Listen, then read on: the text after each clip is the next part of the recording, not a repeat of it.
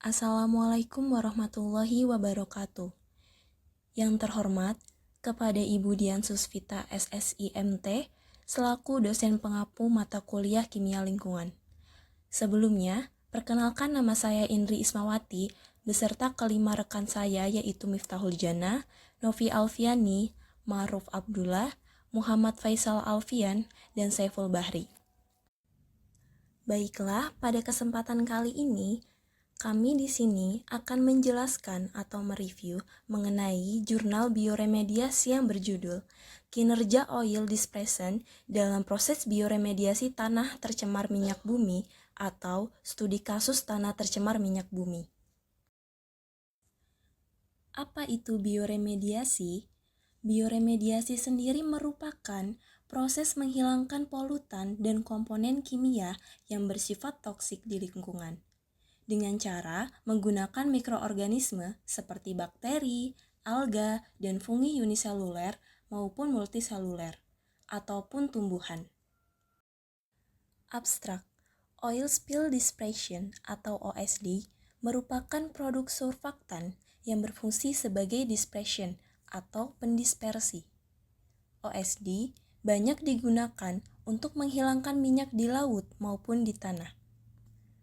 Produk OSD SBRC, Pusat Penelitian Surfaktan dan Bioenergi, IPB berbahan dasar surfaktan minyak sawit, sedangkan OSD komersil S200 berasal dari LAS atau Linear Alkene Benzene Sulfonat yang berbahan dasar dari minyak bumi.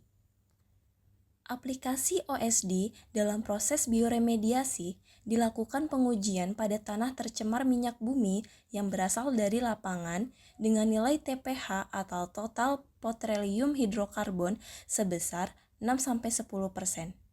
Perlakuan penelitian menggunakan DOR-OSD 0,5:1 dan 1:1.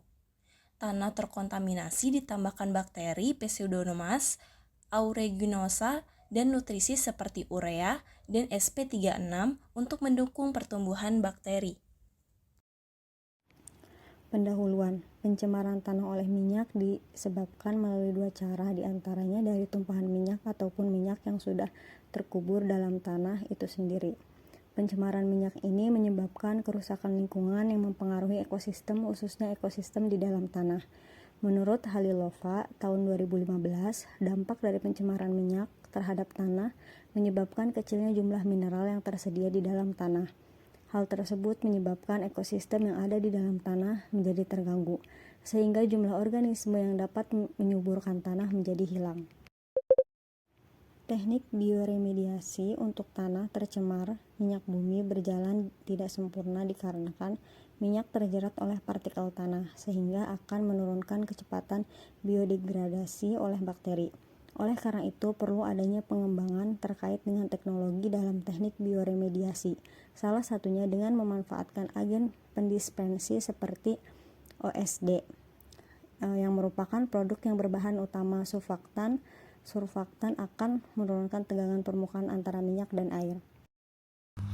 Kemudian, hasil penelitian yang dilakukan oleh Adlina tahun 2017 terkait dengan kinerja OSD SBRC yang dikombinasi dengan bakteri Pseudomonas aeruginosa pada tanah simulasi tercemar hidrokarbon sebesar 6%, menunjukkan pemberian OSD SBRC sudah dapat menurunkan TPH sampai 84,32% selama 40 hari.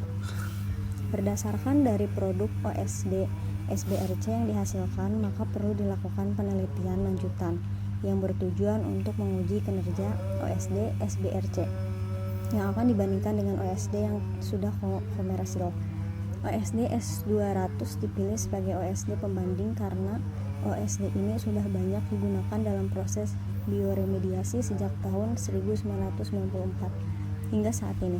Tujuan dari penelitian ini yaitu untuk mengevaluasi kemampuan OSD SBRC dan OSD S200 dalam proses bioremediasi tanah tercemar minyak bumi dari lapangan pengoboran minyak.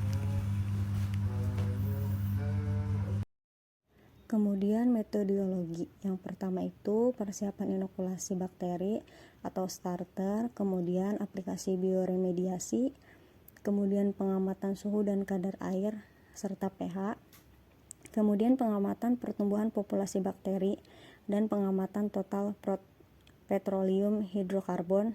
Yang terakhir adalah analisis data. Yang pertama yaitu persiapan inokulum bakteri atau starter. Pertama, bakteri diperbanyak terlebih dahulu pada media Nutrient board, kemudian sebelum digunakan bakteri diadaptasi pada media minimum yang mengandung 10% hidrokarbon. Lalu bakteri diinokulasikan pada media adaptasi sebesar 10%. Kemudian bakteri diinkubasi pada waterbath sucker dengan kecepatan 120 rpm dengan suhu 37 derajat Celcius selama 5 hari. Gunakan dalam penelitian ini berasal dari lapangan. Pengeboran minyak dari lapangan XYZ. Tanah tercemar minyak dilakukan analisis awal berupa TPH untuk menentukan perlakuan dan persiapan tanah. Penelitian bioremediasi dilakukan pada box berukuran 39 x 31 x 13 cm persegi. Campuran tanah dan pasir dengan perbandingan 4:2. Tanah ditambahkan bakteri sebanyak 10% V/W dan nutrisi untuk pertumbuhan bakteri dengan rasio C/N/P atau 100:10:1. Selanjutnya itu ada pengamatan suhu, kadar air, dan pH. Pengamatan kondisi lingkungan berupa suhu, kadar air, dan pH dilakukan setiap 1 minggu sekali untuk mengontrol kondisi optimum selama proses bioremediasi. Kondisi yang sesuai akan membuat proses bioremediasi berjalan secara optimum.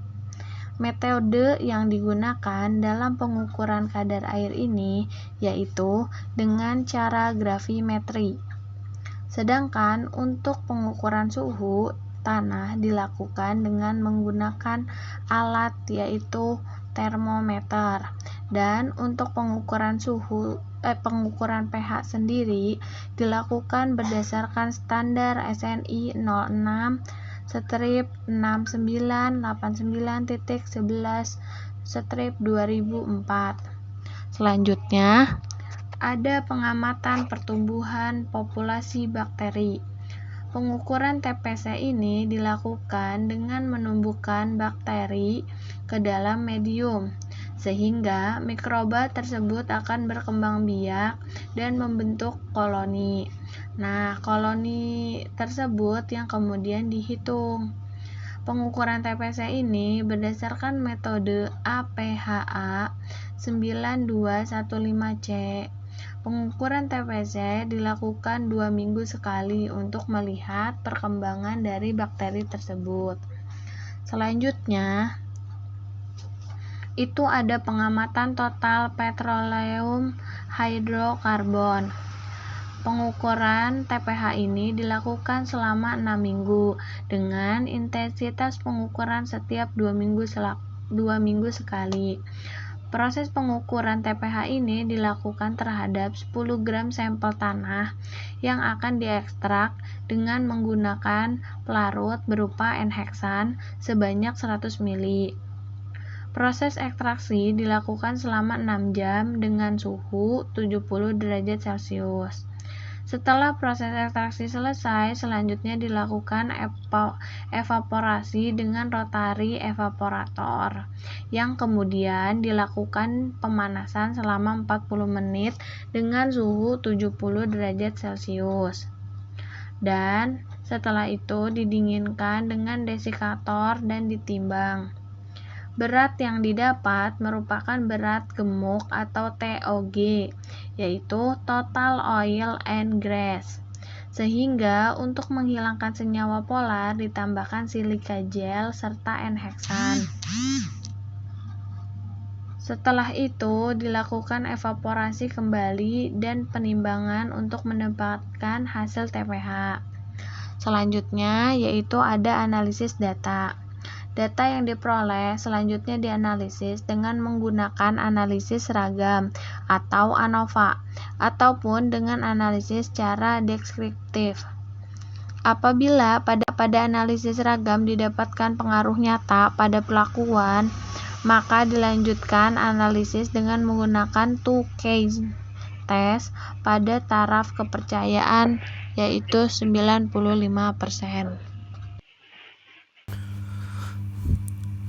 Selanjutnya hasil dan pembahasan. Yang pertama, perubahan suhu kadar air dan pH pada proses bioremediasi.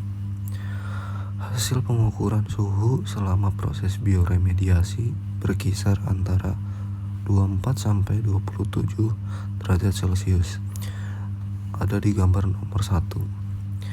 Peningkatan suhu menunjukkan bahwa terdapat aktivitas mikroorganisme. Kondisi suhu yang optimal akan membuat pertumbuhan mikroorganisme optimal, sehingga proses degradasi hidrokarbon akan optimal. Menurut hasil penelitian dari Sari et al. 2015, kondisi optimum untuk pertumbuhan mikroorganisme yaitu antara 20 sampai 40 derajat Celcius. Yang kedua, perubahan suhu kadar air dan pH pada proses remediasi. Pada hasil pengukuran pH pada gambar nomor 2 menunjukkan pH awal saat diberikan perlakuan masih normal, di mana antara pH 7,45 sampai 8,14 pada pengamatan setelah perlakuan selama 2 minggu, menunjukkan adanya peningkatan pH menjadi 8,79 sampai 8,87. Hal ini dikarenakan adanya penambahan pupuk anorganik berupa urea dan sp36 pada awal untuk mendukung pertumbuhan mikroorganisme. Hasil pH yang terukur tersebut masih dalam kondisi bakteri masih dapat tumbuh. Hasil penelitian yang dilakukan oleh Kumar dan Philip pada tahun 2006 bahwa bakteri dan jamur yang digunakan dalam proses bioremediasi masih dapat mendegradasi hidrokarbon hingga pH 10. Selain itu, adanya kenaikan pH ini disebabkan karena adanya aktivitas mikroorganisme dalam mendegradasi hidrokarbon yang mengakibatkan peningkatan pH. Selanjutnya, kadar air yang terukur pada proses bioremediasi selama 6 minggu yaitu antara 18-24%. Ada pada gambar 3. Kondisi kadar air di dalam tanah dipertahankan minimum 20% untuk menunjang pertumbuhan dari mikroorganisme.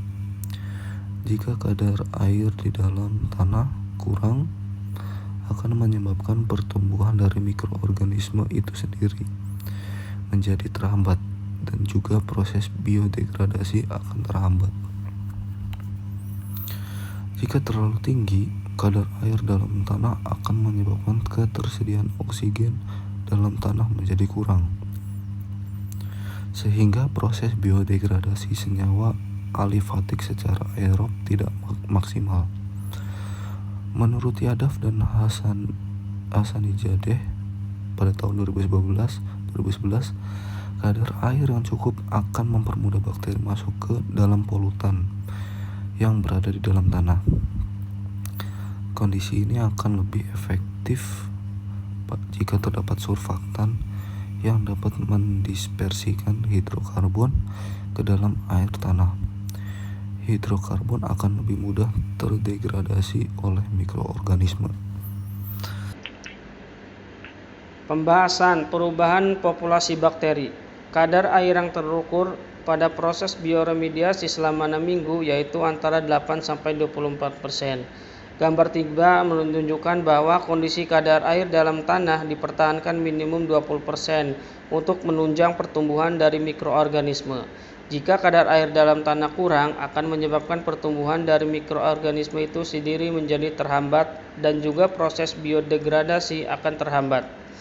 Jika terlalu tinggi kadar air dalam tanah, akan menyebabkan ketersediaan oksigen dalam tanah menjadi berkurang, sehingga proses biodegradasi senyawa alifatik secara aerob tidak maksimal.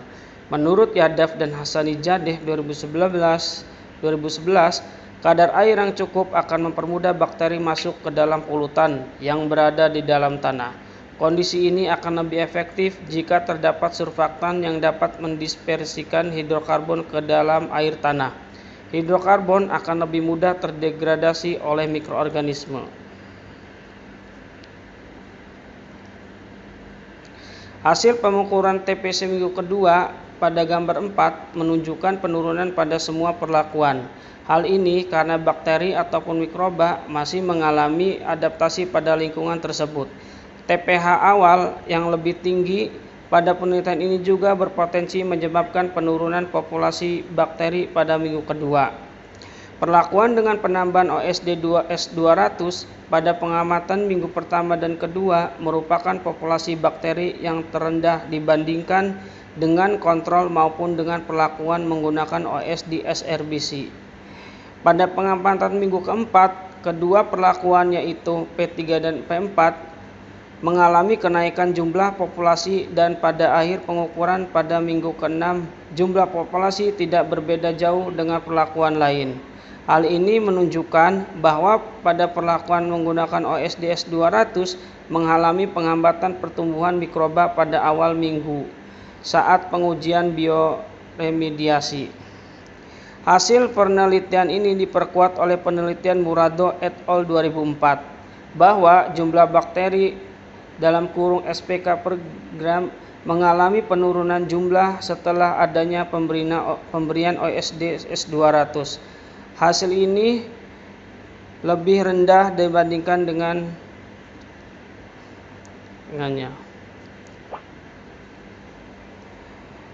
Hasil pengukuran TPC pada gambar 5 menunjukkan semakin tinggi konsentrasi OSD yang diberikan, semakin rendah hasil TPC yang didapatkan. Hal ini sama dengan penelitian Kuva et al. 2016 yang menunjukkan semakin tinggi jumlah surfaktan Twin 80 yang diberikan akan semakin rendah jumlah populasi bakteri. OSD yang diberikan dalam proses bioremediasi ini dimungkinkan dapat menghambat pertumbuhan dari bakteri. Penghambatan pertumbuhan bakteri akan menyebabkan proses biodegradasi juga terhambat. Bakteri pada dasarnya sudah dapat menghasilkan biosurfaktan untuk membantu dalam proses bioremediasi.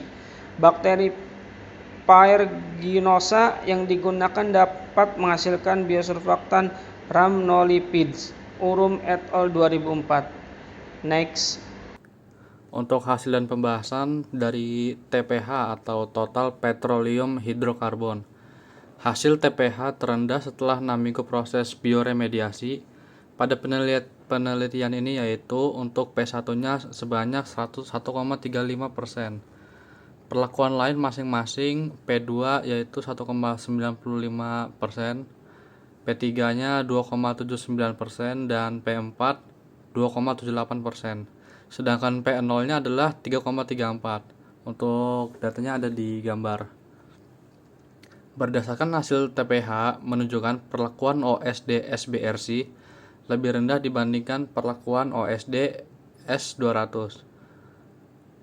Hasil pengukuran TPH pada semua perlakuan pada minggu kedua mengalami penurunan secara tajam. Hal ini diduga karena bakteri P.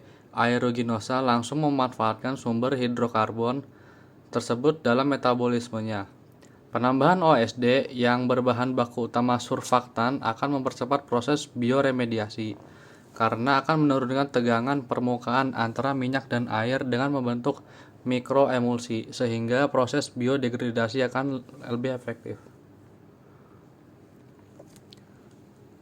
Produksi tanaman sawit di Indonesia yang tinggi sebesar 33,5 cm 33,5 juta ton pada tahun 2016 menunjukkan adanya potensi yang besar dalam memanfaatkan bahan yang berasal dari minyak sawit.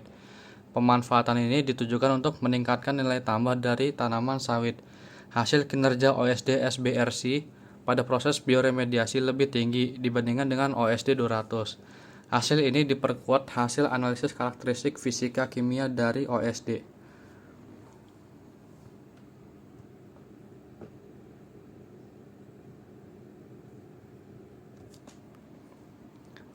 Kesimpulan, berdasarkan hasil penelitian dapat disimpulkan bahwa proses bioremediasi dengan penambahan OSD SBRD menunjukkan kinerja lebih baik dibandingkan OSD S200 dalam mendegradasi hidrokarbon.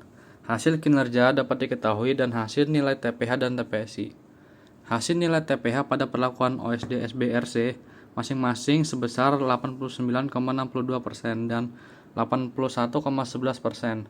Sedangkan perlakuan OSD S200 sebesar 75,29% dan 75,09%. Hasil nilai TPH tertinggi pada penelitian ini yaitu pada perlakuan OSD SBRC. Perbandingannya 0,5:1. Hasil populasi bakteri pada perlakuan OSD S200 mengalami penghambatan pada awal aplikasi sehingga menghambat proses bioremediasi. Terima kasih. Baiklah, mungkin itu saja yang dapat kami sampaikan. Terima kasih bagi yang sudah menonton dan menyimak video presentasi kami. Semoga apa yang telah kami sampaikan bisa dimengerti dan bermanfaat bagi kita semua. Apabila ada kekurangan atau kesalahan dalam penyampaian presentasi kali ini, kami memohon maaf yang sebesar-besarnya. Jika ada pertanyaan atau saran, boleh diisi di kolom komentar. Sekian dari kami. Wassalamualaikum warahmatullahi wabarakatuh.